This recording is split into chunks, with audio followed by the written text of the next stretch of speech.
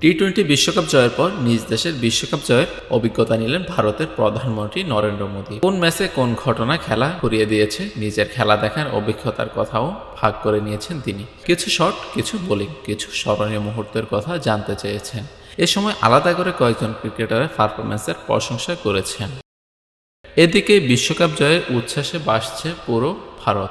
আর এই উচ্ছ্বাসের মাঝে রোহিত শর্মার নেতৃত্বে ভারতীয় ক্রিকেট দল বৃহস্পতিবার নয়াদিল্লিতে প্রধানমন্ত্রী নরেন্দ্র মোদীর সঙ্গে সাক্ষাৎ করেছেন। প্রধানমন্ত্রী মোদী লোক কল্যাণ মর্গে তার বাসভবনে পুরো দলের জন্য সকালের খাবারের আয়োজন করেন এবং তাদের অসাধারণ পারফরমেন্সের জন্য অভিনন্দন জানান।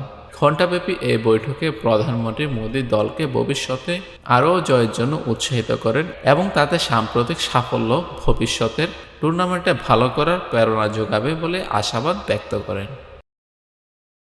যার মধ্যে রয়েছেন অধিনায়ক রোহিত শর্মা, প্রধান কোচ রাহুল দ্রাবিড় এবং তারকা খেলোয়াড় বিরাট কোহলি। জাসপ্রীত বুমরাহ, সূর্যকুমার যাদব এবং হার্দিক পান্ডিয়া তাদের বিশ্বকাপ যাত্রার অভিজ্ঞতা শেয়ার করেন মোদির সাথে। ইভেন্টের একটু ভিডিওতে দেখা যায় প্রধানমন্ত্রী মোদি এবং খেলোয়াড়রা তাদের যাত্রার কথা স্মরণ করে হাস্যরসে মেতে উঠেছেন। ভারতীয় ক্রিকেট দল 2024 সালে টি-20 বিশ্বকাপ জিতে 11 বছরের অপেক্ষার অবসান ঘটায়। এই বিজয়টি একটি উল্লেখযোগ্য মাইলফলক হিসেবে চিহ্নিত হয়, যেখানে রোহিত শর্মা, বিরাট কোহলি এবং রবীন্দ্র জাদেজার মতো মূল খেলোয়াড়রা টি-20 থেকে অবসর গ্রহণ করেন এবং প্রধান কোচ রাহুল দ্রাবিড় তার মেয়াদকাল সফলভাবে শেষ করেন। News desk, TBC news.